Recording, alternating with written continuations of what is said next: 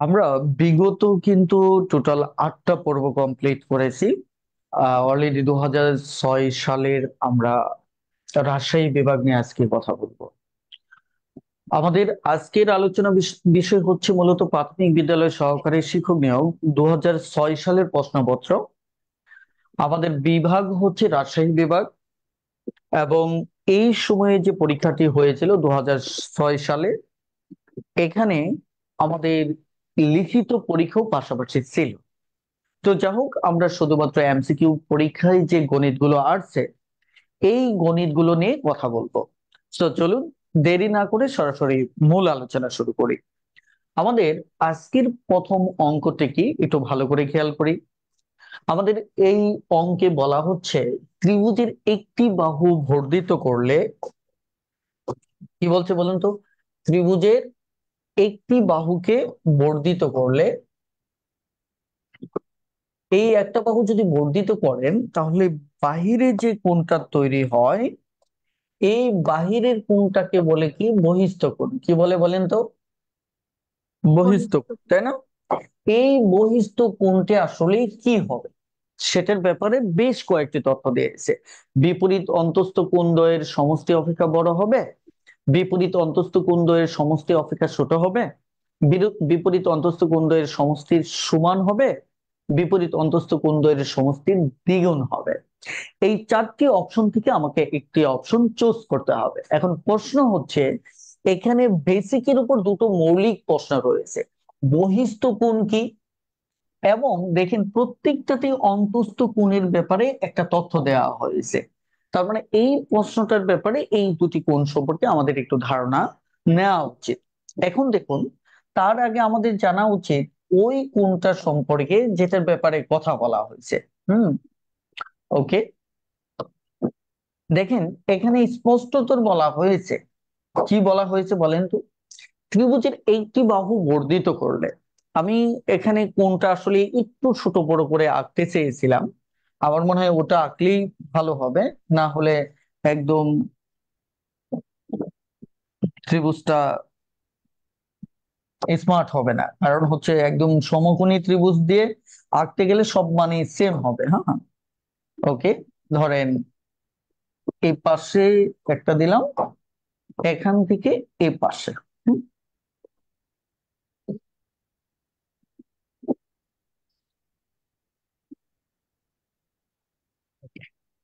আমরা মোটামুটি ভাবে ধরে নিয়েছি যে এটাই হচ্ছে আমাদের সেই কোণ। কি বলেন? একটু এদিক সেদিক হয়েছে, আমার মনে হয় খুব একটা সমস্যা না। হুম, ওকে। এটাই হচ্ছে আমাদের এই কোণ। এই কোণের দেখেন এই তিনটা কোণ আছে। এটাকে যদি আমি এ বলি, এটাকে যদি আমি বি বলি, এটাকে যদি আমি সি কোণ বলি, সি। তাহলে তিনটা কোণ রয়েছে, রাইট? এই তিনটা জি। কোণের তিনটা বাহু রয়েছে। দেখেন, এই বাহু, এই বাহু, এই বাহু, তিনটা বাহু রয়েছে। এখন বলছে যে আমরা যদি একটি বাহুকে বর্ধিত করি, ধরেন এই বাহুটাকেই যদি আমরা বর্ধিত করি, তাহলে এই যে বাইরে যে কোণটা তৈরি হলো, এই বাহিরের কোণটাকে বলা হয় মূলত আমাদেরকে বহিস্থ কোণ। কি বলা হয় বলেন তো? বহিঃস্থগণ। বহিস্থ কোণ। গুড।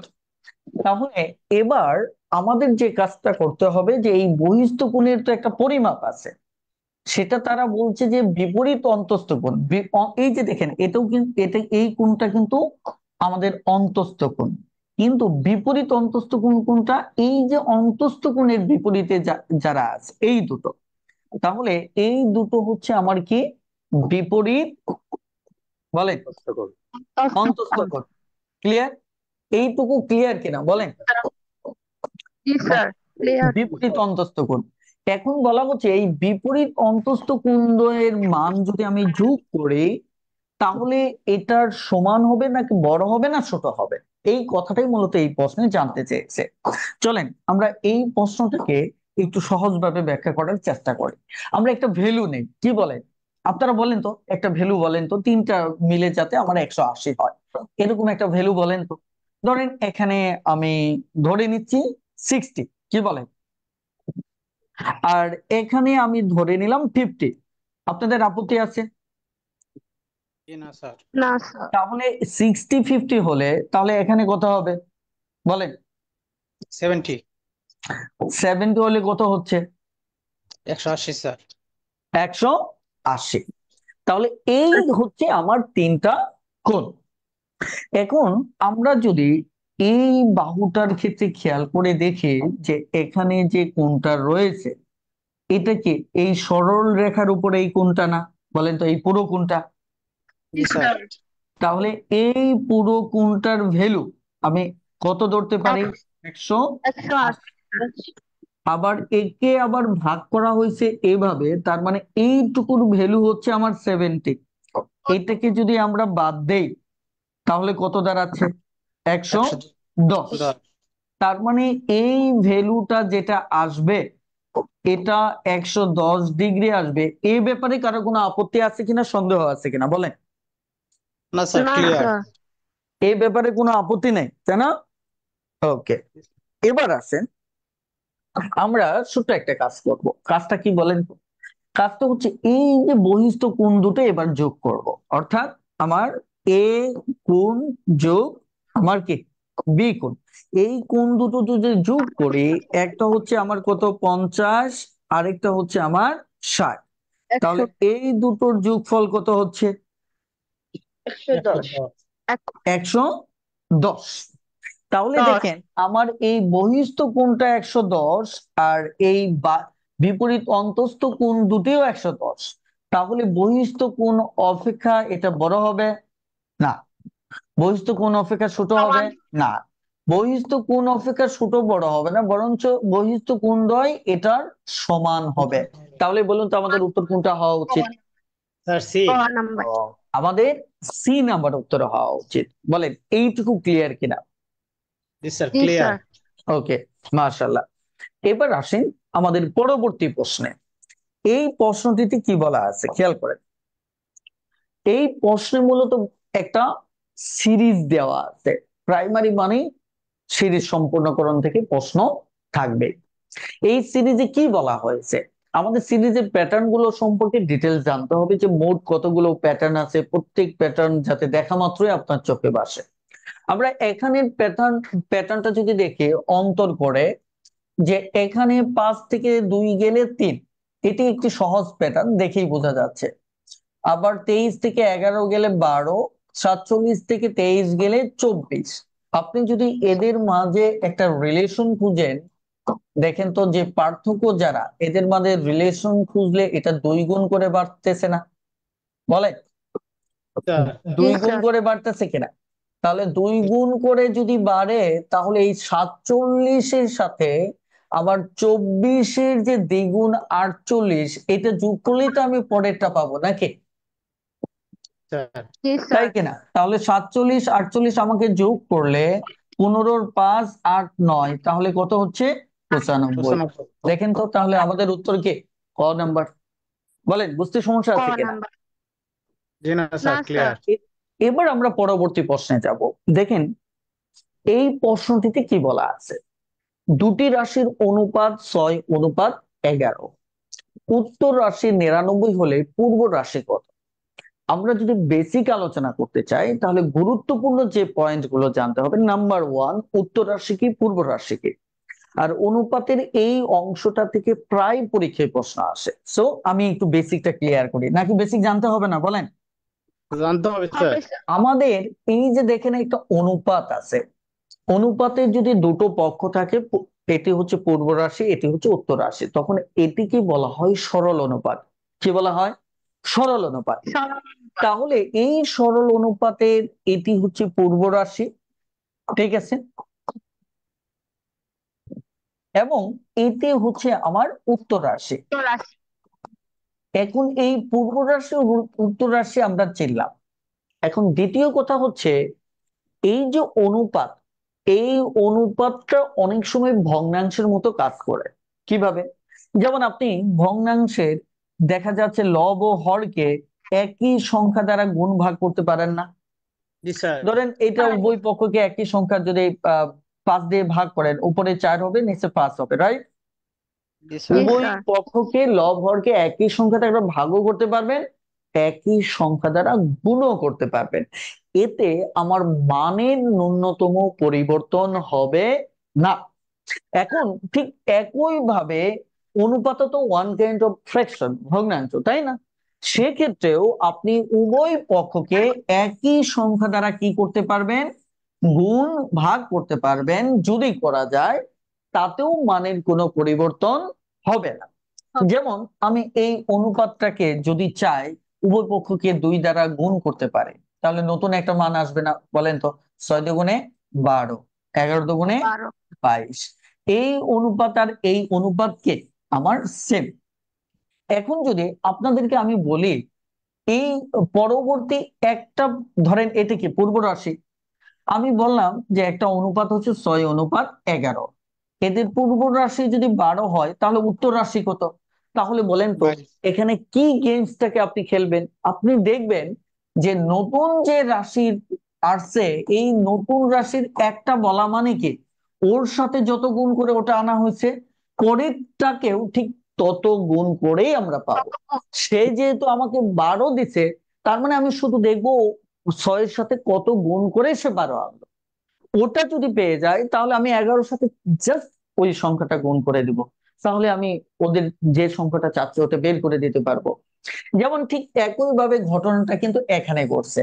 দেখেন এই প্রশ্নে দুটি রাশির অনুপাত দিচ্ছে, উত্তর রাশিটা বলছে 99। উত্তর মানে কি এটা? তার মানে কি প্রথমটা বলে নাই, বলছে কোনটা? উত্তর রাশি। তাহলে উত্তর রাশি 99 দেওয়া, আপনি তো এটা নিশ্চিত নতুন যে রাশিটা পাইছে এটা এটা সেম। তার মানে কি এটা নিশ্চিতভাবেই যে কোনো একটা সংখ্যা গুণ করে পাইছে, রাইট? অনেক জি সময় স্যার। এটা বড় এটা ছোট হলে তখন ভাগ করে পেতে পারে। এখানে স্পষ্টই যেহেতু এখানে 11 এখানে 99, নিশ্চয়ই এর সাথে কোনো একটা সংখ্যা গুণ করে পাইছে। আলটিমেট জি কত স্যার। গুণ করছে দেখেন তো? আমাদের 9 গুণ 9 করছে। স্যার। তাহলে আমাদের এই যে পূর্ব রাশিটা এটা কত হবে? আমার 9 গুণই হবে। 6 9 54 স্যার। 54। বেশ, হলো কিনা বলেন? তার মানে জি হচ্ছে স্যার। এই অঙ্কগুলোতে যদি আমার এটা বলা থাকতো, এই অঙ্কে যদি স্পষ্ট করে বলা থাকতো যে আমার যদি উত্তর রাশি না বলা থেকে বলা থাকতো যে পূর্ব রাশি যদি আমার 54 হয় তাহলে উত্তর রাশি কত, চাইতেই পারতো। সেক্ষেত্রে মানে কি আমার এটাকে 54 দেওয়া থাকতো, আমার উত্তর রাশিটা দেওয়া থাকতো না। সেক্ষেত্রে আমি দেখতাম যে এটা কত গুণ করে পেয়েছি, 9 গুণ। তাহলে এটা কত গুণ করে? 9 গুণ করে, কারণ উভয় পক্ষকে সেম সংখ্যা দ্বারা গুণ করব। তাহলে এটা উত্তর কত হতো? 99। বলেন হতো কি? এখন আপনি চাইলে বলতে পারেন যে এটা তো আমি এভাবে না করে এভাবেও করতে পারি, যেটা দেওয়া নাই ওটা এক্স ধরে নিলাম। তাহলে 6/11 সমান 54/x, তাই কিনা? তাহলে আমি তো এখানে 6x, এখানে কি 11 ইন্টু 54, এখানে x সমান সমান সমান 6 দিয়ে ভাগ করলে কত হবে? 6 9 54। আমি তো এভাবেও বের করতে পারি। পারেন, কেন পারবেন না? অবশ্যই পারেন।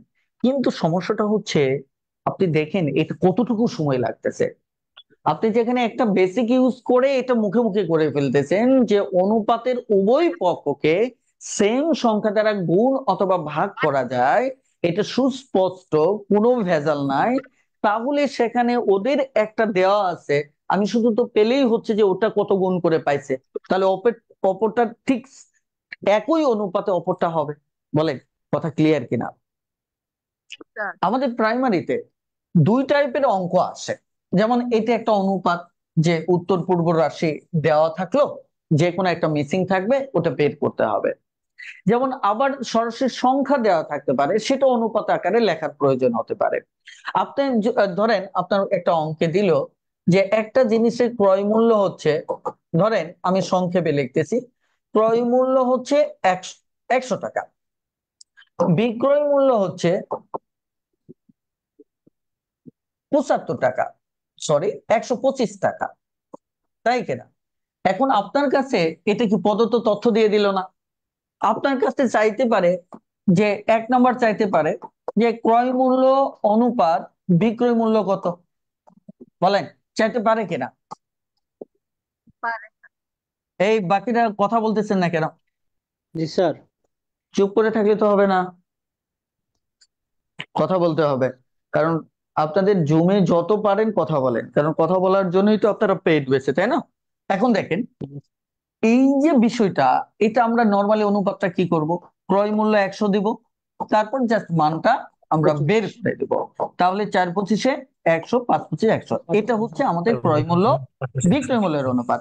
এখন যদি আপনার পরীক্ষার হলে এটা চাইতে পারে যে বিক্রয় মূল্য, খেয়াল করেন, অনুপাত আমার ক্রয় মূল্য চাইতে পারে। দেখেন অঙ্কের ভেরিয়েশন গুলো বুঝেন, এগুলো প্রাইমারির জন্য যেহেতু আসে এই কারণে আমি বলছি। তাহলে এবার কি দেখেন, ক্রমধারাটা আপনাকে খেয়াল রাখতে হবে। আমার 125 হবে, এই পাশে হবে কত? 100। তাহলে কত হবে? এখানে 5, এখানে 4। আচ্ছা, এটা যদি ভুল করেন তাহলে কিন্তু অঙ্ক ভুল হয়ে যাবে। এখন ধরেন আপনার কাছে বলল যে লাভ অনুপাত ক্রয় মূল্য কত, এটাও চাইতে পারে।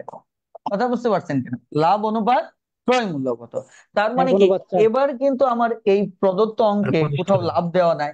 বলেন কোথাও লাভ দেওয়া আছে? তার না মানে স্যার। যখন এমন একটা তথ্য দেওয়া থাকলো যেখানে কোনো লাভ দেওয়া, মানে ওই তথ্যটা নাই অথচ তার অনুপাত চেয়েছে, আপনি নিশ্চিত থাকেন ওই প্রদত্ত তথ্য থেকে ওই জিনিসটাকে বের করা যাবে। আমি কথাটা বুঝতে পারছি কিনা?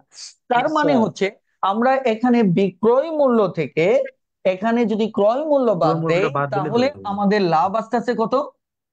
25 টাকা। 25 টাকা। তাহলে এবার কি আমি এখানে এটা অঙ্কটা করতে পারবো না? ক্রয় মূল্য কত?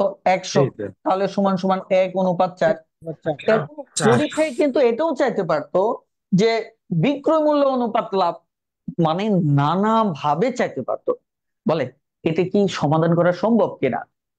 এখন সম্ভব ধরেন স্যার। আমি এই টাইপের আরেকটা প্যাটার্নের অঙ্কের কথা বলি যেটা প্রায় পরীক্ষায় আসে। হ্যাঁ, আমি আপনাদের একটা বেসিক থেকে বিভিন্ন কিছু বুঝতে হবে এবং এটা সিরিয়াসলি বুঝতে হবে, যাতে ওখানে বেসিক ক্লিয়ার করার পর অঙ্ক যতভাবেই আসুক আপনার যাতে সমস্যা না হয়।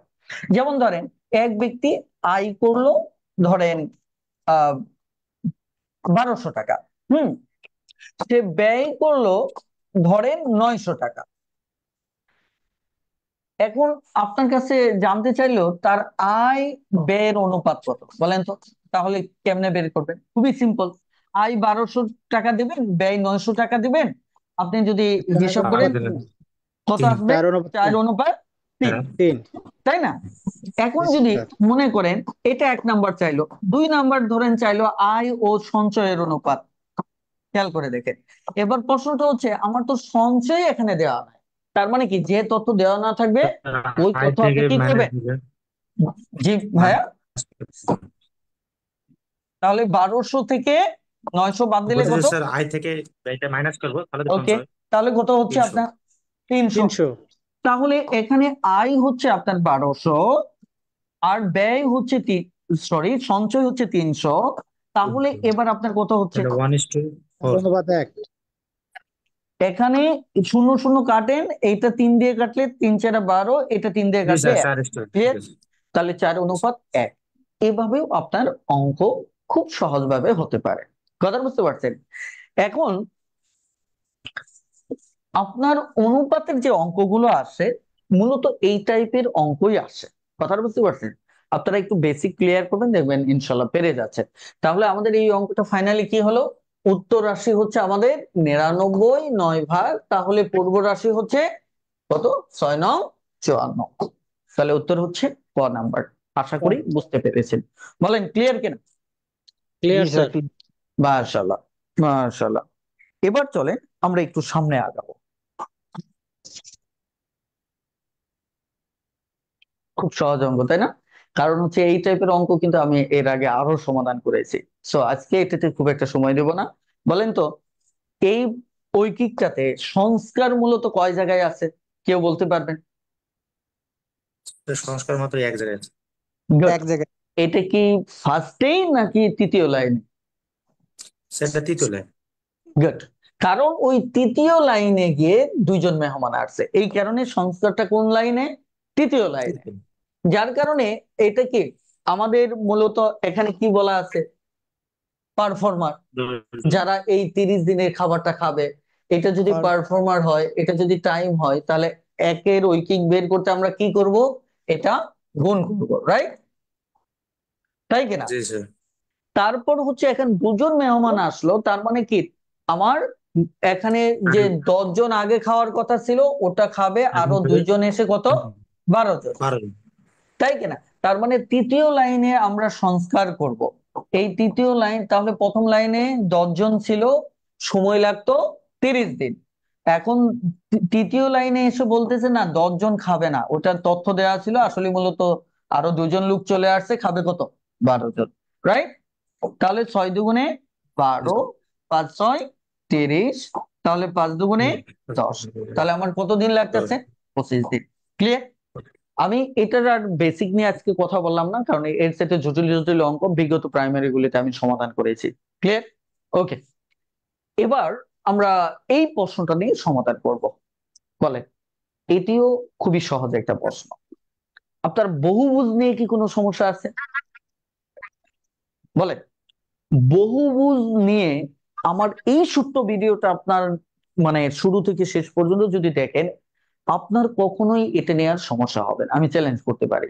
বহুভুজ খুবই সহজভাবে যত টাইপের অঙ্ক আছে আপনি সমাধান করতে পারবেন। জাস্ট এই অঙ্কটা একটু ভালো করে খেয়াল করেন। এখানে বলা হচ্ছে, বলেন তো কি সুষম বহুভুজ? সুষম বহুভুজ বুঝেন কি? এটার মানে কি?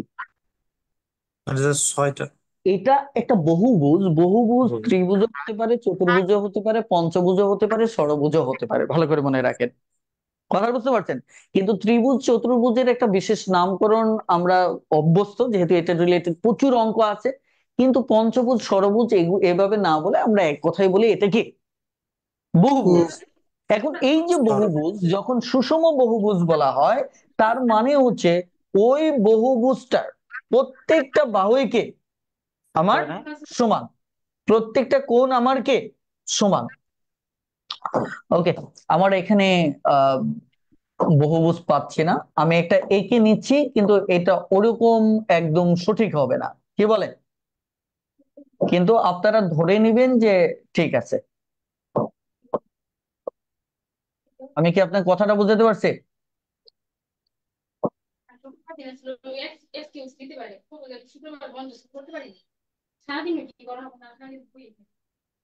হ্যাঁ, বলেন, এটা কি কতটি বাহু আছে বলেন তো? এখানে কতটি বাহু আছে বলেন? একটা, দুইটা, তিনটা, চারটা, পাঁচটা, 6টা। তার জি মানে স্যার, কি এটাকে আমরা ষড়ভুজ বলতে পারি, তাই না?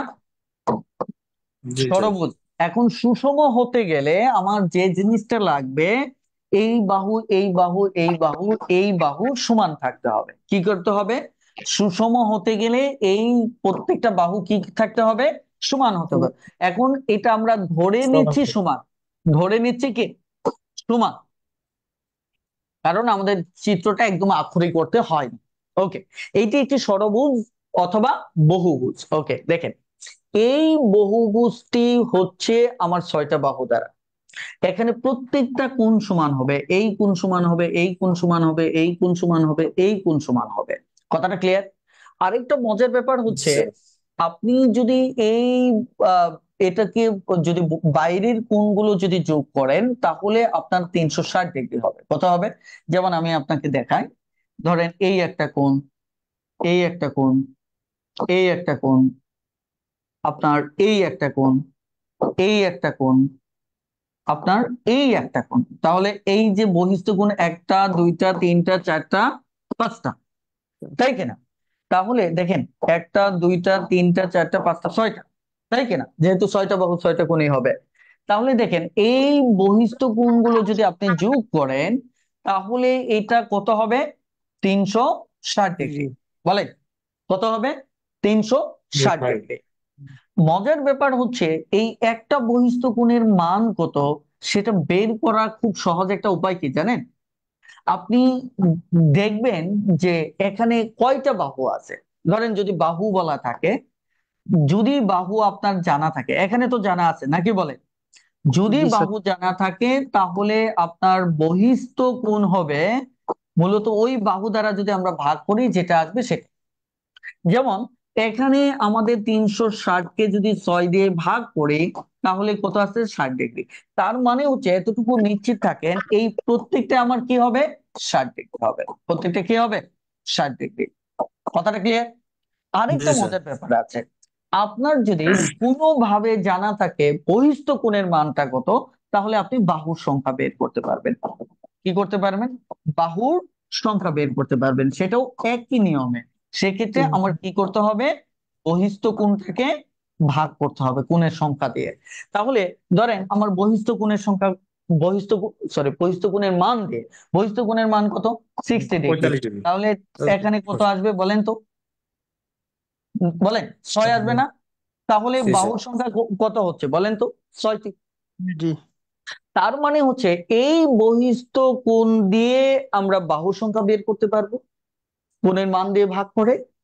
আবার বাহুর সংখ্যা দ্বারা ভাগ করে আমরা বহিস্থ কোণের মান বের করতে পারবো। এই কথাটা আপনাদের বুঝতে সমস্যা আছে কিনা বলেন? না স্যার। না, এইটুকু ক্লিয়ার? ওকে। আরেকটা ক্লিয়ার। প্যাচ আছে। ধরেন কোন একটা অঙ্কে আপনার সরাসরি বহিস্থ কোণ দিল না, বললো একটি সুষম বহুভুজের অন্তস্থ কোণের মান হচ্ছে 120 ডিগ্রি। বুঝেন কথাটা? কোন সুষম বহুভুজের অন্তস্থ কোণের মান হচ্ছে 120 ডিগ্রি। তাহলে ওই বহুভুজটির বাহুর সংখ্যা কত? দেখেন এখানে না বলছে কত, ষড়ভুজ না অষ্টভুজ না পঞ্চভুজ বলছে? বলেন। না শুধু বলছে কি একটি ষড়ভুজের অন্তস্থ কোণের মান হচ্ছে 120 ডিগ্রি। ওই বহুভুজটির বাহুর সংখ্যা কত? তাহলে দেখেন আপনার চালাকিটা কোথায় করতে হবে বলেন তো? আপনার চালাকিটা করতে হবে, যেহেতু এই যে প্রত্যেকটা একটা সরল কোণের উপর নির্ভরশীল, এটা একটা সরল কোণ। আপনার যদি অন্তস্থ কোণ দেওয়া থাকে, তাহলে আপনাকে শুধু এই কাজটুকু করতে হবে, বহিস্থ কোণটা একটু বের করে নিতে হবে। 180 ডিগ্রি থেকে আপনি যদি 120 ডিগ্রি যদি বাদ দেন, তাহলে কত থাকে? 60 ডিগ্রি। তাহলে বাকি এই যে দেখেন দ্বিতীয় ধাপ হচ্ছে বাহুর সংখ্যা। বলেন পারবেন কিনা? জি স্যার। তার মানে দেখেন অলরেডি 3 টাইপের অঙ্ক কিন্তু আমি আলোচনা করেছি। নাম্বার 1, আপনার একটা বহুভুজের বাহুর সংখ্যা দেওয়া থাকবে, আপনাকে বহিস্থ কোণের মান জানতে চাইতে পারে। একটা বহুভুজের আমার বহিস্থ কোণের মান দেওয়া থাকবে, আপনার বাহুর সংখ্যা চাইতে পারে। একটা বহুভুজের অন্তস্থ কোণের মান দেওয়া থাকবে। কি দেওয়া থাকবে? অন্তস্থ অন্তস্থ। অন্তস্থ কোণের মান দেওয়া থাকবে, আপনার বাহুর সংখ্যা চাইতে পারে। দেখেন ব্যাপারটা সহজ কিনা। আবার ধরেন এখানে যদি আলটিমেট অন্তস্থ কোণ দিল, যদি বলে বহিস্থ কোণের মান কত, তাহলে তো খুব সহজ, এটা সাধারণত চাইবে না। সাধারণত বাহুর সংখ্যা চাইলে আরেক ধাপ আগাতে হবে। ক্লিয়ার? আর যদি এই পর্যন্তই চায়, তাহলে তো অঙ্ক আরো আগেই হয়ে গেল, তাই কিনা? এই হচ্ছে মূলত অঙ্কের প্যাটার্ন। এখন আরেকটা বিষয় দেখেন, আরেকটা টাইপের প্রশ্ন চেয়ে থাকে। বলেন তো, আপনি যদি এখানে কয়টা কোণ আছে বলেন? কয়টা কোণ 6টা। আছে? 6টা। 6টা। তাহলে 6টা গুণ যদি আপনি যোগ করেন 120 করে, 6টা গুণ যদি গুণ করেন, আমি সরাসরি 6 দিয়ে গুণ করে দিই, কি বলে? তাই কিনা? জি, স্যার। 6 দুগুণে 12, 6 কে 6 কত? 720। 20। এই তো, এইটার অন্তস্থ কোণের সমষ্টি যদি বলি, তাহলে উত্তর হবে কত? 720। আমি কি কথাটা বুঝাতে পারছি কিনা? কত হবে জি বলেন তো? 720। 720। এখন আপনি যদি ধরেন একটা ত্রিভুজের ব্যাপারে একটু কথা বলি। একটা ত্রিভুজ আপনি আঁকলেন, তাই কিনা? এই ত্রিভুজটার বলেন তো তিনটা কোণের সমষ্টি কত? 180। 180, তাই কিনা? এখন জি, স্যার। আপনি যদি 3 থেকে 2 বাদ দেন, খেয়াল করে দেখেন, তাহলে আমি যদি বলি থাকলো কত? 1। তার মানে আমি যদি এটাকে সরল কোণ বলি, জাস্ট একটু ওয়েট করেন, আপনারা বিষয়টা বুঝতে পারবেন। এটা কি ধরলাম যে একটা ত্রিভুজে যে নামে থাকবে ওখান থেকে 2 বাদ দিলে আমরা বলতে পারবো ওর ভিতর কয়টা সরল কোণ আছে। তার মানে কি এখান থেকে ত্রিভুজ মানে কি ত্রি মানে কি 3 না?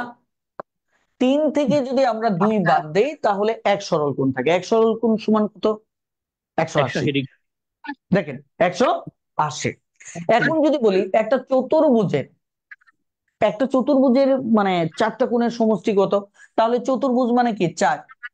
4-এর সাথে যদি 2 বাদ দেই, তাহলে থাকে কত? 2। 2 সরল কোণ। তাহলে 2 সরল কোণ, এটাকে যদি আমি ডিগ্রিতে নেই, 180 দিয়ে দিলে কত হচ্ছে? 360 ডিগ্রি না? খেয়াল করে তাই। দেখেন। এবার যদি বলি একটা পঞ্চভুজ, তাহলে পঞ্চভুজের যদি 2 বাদ দেই তাহলে তার সমষ্টি কত? 3 সরল কোণ আমি বলতে পারি না, পারি কিনা? জি স্যার। তাহলে 3 সরল কোণ যদি হয়, আমার যদি এটা ডিগ্রিতে চায়, ডিগ্রি দিয়ে দিব 100, 1 সরল কোণ সমান 180, তাহলে কত হচ্ছে? 0 3 6 18, সরি 840 3 8 3 8 সরি 3 8 24 4 আমার কত? 540, তাই কিনা? এখন যদি আমার যদি পঞ্চভুজ বলে, কি বলে? পঞ্চভুজ যদি বলে, সরি পঞ্চভুজ। ষড়ভুজ যদি মধ্যবর্তী বলে, করেন। তাহলে ষড়ভুজ যদি বলে তাহলে 2 বাদ দিলে 4 থাকবে না, তাহলে 4 180 যদি গুণ করেন তাহলে এই 720 আসতেছে না? দেখেন তো জি স্যার। আসতেছে কিনা। তাহলে আপনি একটা জিনিস খেয়াল করেন, আরেকটা টাইপের যে প্রশ্নটা আসে, একটা বহুভুজের অন্তস্থ কোণগুলোর সমষ্টি চায়। অন্তস্থ কোণগুলোর সমষ্টি চাইলে ওই বহুভুজের নামটা অন্তত দেয়া থাকবে। আমি কি বলছি? অন্তস্থ কোণগুলোর সমষ্টি চাইলে ওই বহুভুজের নাম দেওয়া থাকবে। যদি বলে একটা ষড়ভুজের অন্তস্থ কোণগুলোর সমষ্টি কত, আপনি কি করবেন? 6 থেকে 2 বাদ দিবেন, তারপর 180 গুণ করবেন। কিন্তু সমস্যা হচ্ছে আরেক জায়গায়। বলেন তো সমস্যাটা কি? এইগুলো কি সব আপনাকে আমি আহ কততে দেখালাম? সরল গুণে দেখালাম আর ডিগ্রিতে দেখালাম, দুটোতে দেখালাম না? জি স্যার। জি। বলেন দুটোতে দেখালাম কিনা? কিন্তু অনেক সময় এই অঙ্কগুলো সমকোণে চায়, অন্তস্থ কোণগুলোর সমষ্টি কত। তাহলে এটা যদি 2 সরল কোণ হয়, তাহলে এক সরল কোণে 2 সমকোণ, তাহলে এটা কত সমকোণ হবে বলেন তো? 4 সমকোণ। 4 সমকোণ। তাহলে ওটা বের করতে আমার সমস্যা হবে কিনা? না স্যার। পারবেন না, কারণ সরল গুণ তো আমি জানি, সমকোণ ওটার দ্বিগুণ, আর ডিগ্রি হলে 180 গুণ করে দিব। তাহলে দেখেন, অন্তস্থ কোণগুলোর সমষ্টির ভিতর সরল কোণ চাইতে পারে, তাহলে ডিরেক্টলি উত্তর মুখেই বলে দিবেন। ডিগ্রি চাইতে পারে টাইপ 2 তে, এটাও পেরে গেলেন, 180 গুণ করে দিবেন। আপনার এটা সমকোণে চাইতে পারে, এটাও পারবেন। দেখেন, সমষ্টিতে 3 টাইপের অঙ্ক আসে, বলেন এই 3 টাইপের পারবেন কিনা? পারবো স্যার। ওকে, এবার এখানে 3 টাইপের প্রশ্ন আসে, বহিস্থ কোণ, বাহুর সংখ্যা, আমার অন্তস্থ কোণ দেওয়া থাকবে, বাহুর সংখ্যা। এই 3 টাইপ পারবেন কিনা? পারবো স্যার। তাহলে টোটাল কয়টা টাইপ? 6টা টাইপের প্রশ্ন আসে। এই 6টা টাইপের প্রশ্ন থেকে আপনার কখনো সমস্যা হলে বলেন, আমি প্রয়োজনে আরো সময় দেব, বলেন। এখন আসেন আমরা প্রদত্ত অঙ্কটা দেখব। এই প্রদত্ত অঙ্কটাতে কি বলা আছে? প্রদত্ত অঙ্কটাতে বলা হচ্ছে সুষম বহুভুজের একটি বহিস্থ কোণের পরিমাণ দেওয়া আছে, এর বাহুর সংখ্যা কত? বলেন তো, এটা কি আমার অঙ্ক করতে কি কঠিন লাগবে? বলেন। না স্যার, 360 ভাগ তাহলে করতে বাহুর হবে। সংখ্যা কি করব? 360 ডিগ্রিকে আমি কি 45 করব? 45 দিয়ে আমি কি করব? ভাগ ভাগ করতে করব, হবে। তাই কিনা? 45 8 দিয়ে যদি আমি ভাগ করি তাহলে 8 বার যাবে, তাই কিনা? তাহলে বাহুর সংখ্যা কয়টা? 8টি। 8টা। তাহলে আমার উত্তর কত? তাহলে দেখেন, 8। বেসিক যদি একবার ক্লিয়ার করতে পারেন, পুরো সিস্টেমটা যদি আপনি বুঝে ফেলেন, ওখান থেকে যেভাবেই অঙ্ক আসুক আপনি পারবেন। বলেন, বুঝতে পারছেন কিনা? জি স্যার, ক্লিয়ার। বাকিরা বলেন, কারোর প্রশ্ন আছে কিনা?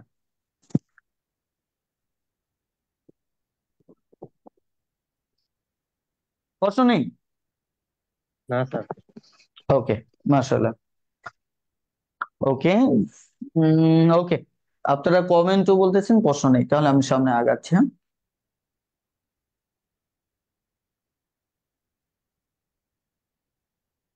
ওকে, এবার আমরা পরের অঙ্কটাতে যাবো। একটু কি আমি বেশি সময় নিয়ে ফেলতেছি? না হুম, স্যার। আমি কিন্তু যে অঙ্কটা আছে শুধু ওটা সমাধান করতেছি না, আপনারা হয়তো নিশ্চয়ই বুঝতে পারতেছেন, তাই না?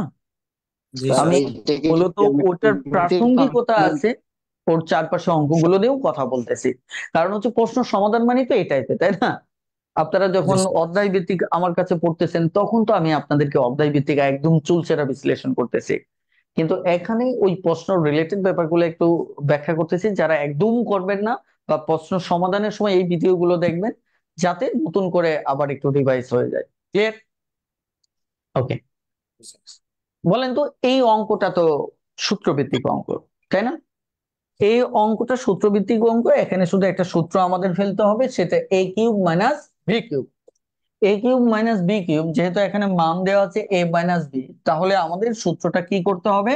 এই এখানে দেখেন এ কিউব মাইনাস বি কিউব, তারপর হচ্ছে 9ab। তাহলে আমাদের সূত্রটা এভাবে ফেলতে হবে, তার মানে এ মাইনাস বি হোল কিউব। ঠিক আছে, আর ভিতরে মাইনাস থাকলে বাহিরে প্লাস দিবেন, তাহলে মনে রাখতে সুবিধা হবে। এই বক্সে যেটা চিহ্ন হবে ওই বক্সে একই চিহ্ন হবে। ব্যাস, আমাদের কি 9ab। তাহলে এটার ভ্যালুটা দেওয়া আছে 3। তাহলে 3 দেওয়া আছে, 3ab আবার 3, এখানে হচ্ছে আমার 9ab, এটা হচ্ছে 27, আর এটা 9ab আর 3 মাইনাস 9ab, এটা কাটা যাবে, আসলে 27। এখন এই অঙ্কটা আপনি 1-2 সেকেন্ড কেমনে করবেন? জাস্ট যখন আপনার অঙ্ক করতে করতে অভিজ্ঞতা হবে, কথা বুঝতে পারছেন, অভিজ্ঞতা হলেই এটা 1-2 সেকেন্ডে করতে পারবেন। কিভাবে করতে পারবেন আমি একটু বলি। আপনি যেহেতু এখানে মাইনাসের সূত্র দেখতেছেন, বাহিরে 9ab মাইনাস, আপনি নিশ্চিত জানেন এখানে মাইনাস থাকা মানে প্রদত্ত মানেও মাইনাস থাকবে, এখানে প্লাস থাকা মানে প্রদত্ত মানেও প্লাস থাকবে, না হলে সূত্র মিলবে না। এখন এটার একটা সুবিধা আছে, সুবিধাটা কি? এই 9ab সম্পর্কে আপনি একটা স্পষ্ট ধারণা নিতে পারবেন যে এখানে যেহেতু মাইনাস, তার মানে এখান থেকে যে 3ab যেটা আসবে ওটা প্লাসের আসবে, ওটা প্লাসের আসা মানে হচ্ছে এখানে আরেকটার মান কত? 3ab, আরেকটার মান হচ্ছে 3, তার মানে কি 9ab প্লাস যেহেতু হবে, এটা বাদ। তার মানে কি পুরো সূত্রে বাকি থাকবে শুধু এটা। তার মানে এটা যখন 2-3-4 বার করবেন, একটা পর্যায়ে কি মনে হবে? একটা পর্যায়ে মনে হবে যে এটা এরকম তো, এটা দরকারই নেই, আমার শুধু এটাকে ঘন করলেই হয়ে গেল। এটা কখন আসবে? যখন আমার অভিজ্ঞতাটা বাড়বে, চর্চা করতে করতে অভিজ্ঞতা বাড়বে। দেখেন, একটা বড় অঙ্ককে শর্টকাটে আনার প্রসেসের দায়িত্ব কার? একান্তই আপনার। কারণ ওই অঙ্কটা দেখতে হবে কতগুলো রাস্তা বাদ দিয়েও আপনি ওই গন্তব্যে পৌঁছতে পারেন। এটা কি একজন পথিক, ধরেন আপনি যদি হিমালয় পর্বতের কথাই বলেন, সেখানে কি হঠাৎ করে দেখেন এখন যে পরিমাণ সাধারণভাবে মানে মানুষ উঠতেছে, একটা সময় কি এটা এতটা সহজ ছিল? বলে সহজ ছিল না। তার মানে কি এখন মানুষ শর্টকাট রাস্তা প্রযুক্তি ব্যবহার করে খুব দ্রুত পৌঁছে যাচ্ছে। তার মানে হচ্ছে প্রথম দিকে কোনো কিছুই সহজ থাকবে না, আপনি চর্চার মাধ্যমে আপনাকে কি করতে হবে? ওই সহজ রাস্তাটা বের করে নিতে হবে। এই হচ্ছে মূলত আমাদের চর্চার সবচেয়ে বড় সুফল। এবং বেসিক থেকে শর্টকাট করার এটাও একটা জরুরি শর্ত। আশা করি বুঝতে পেরেছেন। এবার আমরা এই অঙ্কটা করব। এই অঙ্কটা বলতে পারেন খুব স্মার্ট একটা অঙ্ক। বলেন তো অঙ্কের প্রশ্নটা আগে পড়ে নেন প্লিজ।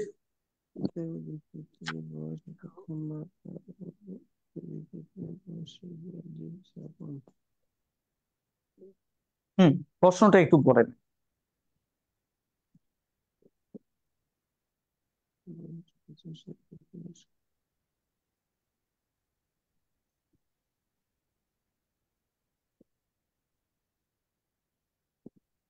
ওকে, আমাদের এই অঙ্কে মূলত কি বলা হচ্ছে, চলুন আমরা একটু প্রশ্নটা প্রথমে দেখে নিই।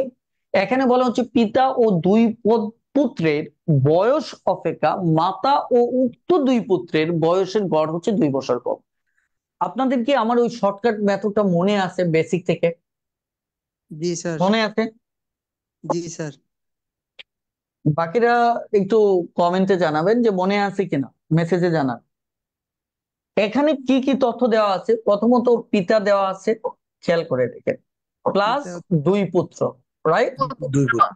এই স্যার। দুই পুত্রের একটা বয়সের গড় আছে, কি গড় এটা আমরা জানি না, তাই কিনা? আবার জি স্যার। মাতা এবং ওই দুই পুত্রের একটা বয়সের গড় দেওয়া আছে, সেটা জানি না, তবে বলছে এই প্রথম গড় যা আছে এই গড় থেকে 2 বছর কম। বলে তাই বলছে কিনা? জি স্যার। এটি জি হচ্ছে স্যার। অঙ্কের ক্ষেত্র।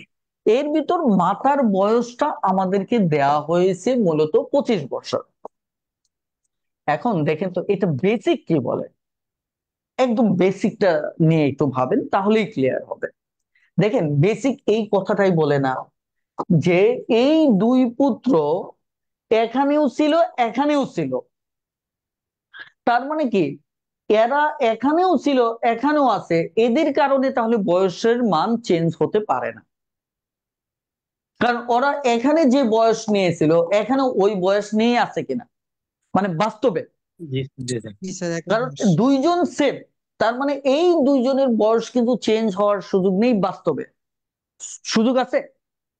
তার মানে না ঘটনা না তখনই ঘটছে যখন পিতার জায়গায় যখন মা আসছে, তখন প্রত্যেকের বয়স যেমন দেখা যাচ্ছে আহ এখানে যদি বলি এর 2 বছর কমছে, আরেক পুত্রের 2 বছর কমছে, এবং মায়েরও 2 বছর কমে গেছে। কথা জি বুঝতে স্যার। পারছেন কিনা? খেয়াল করে জি স্যার। দেখেন।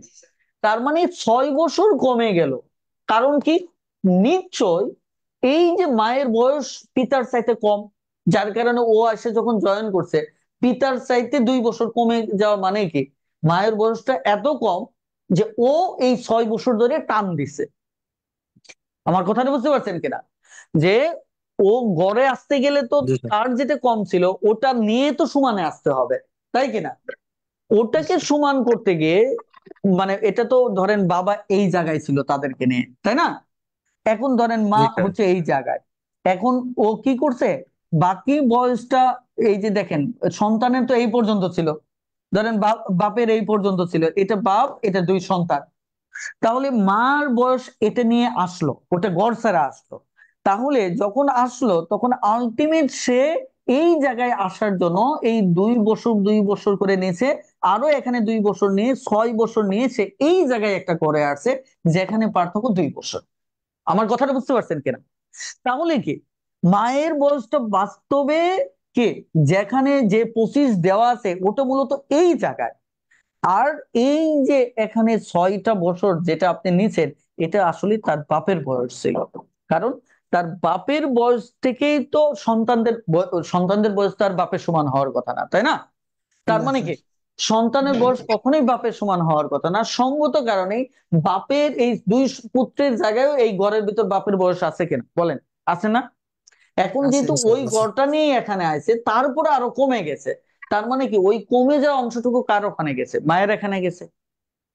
আর এখন দেখেন যদি মায়ের বয়সটা তার পিতার সমানই থাকতো তাহলে তো গড় কমতো না, কারণ এই দুজনের বয়স তো আর চেঞ্জ হয় না, হয়েছে বলেন?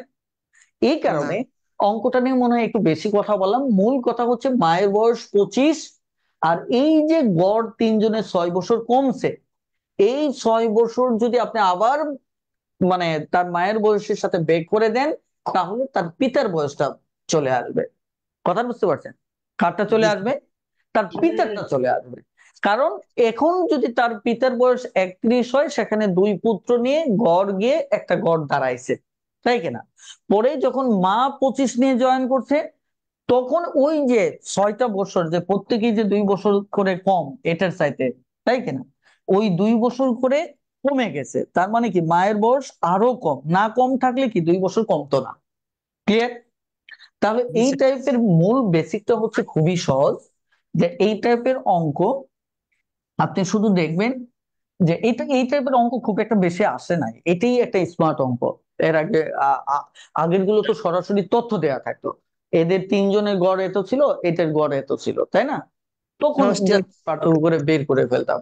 এখানে তাহলে আমার যে কথাটা, এখানে পিতা 2 পুত্র, খেয়াল করে দেখেন এদের যে গড়টা, যখন মা আসলো, 2 পুত্র আসলো, তখন এখানেও 3জন দেখেন, এখানেও 3জন, এখানেও কি 3জন। তা অথচ গড় কত কমে গেল? আমার 2 কমে গেল।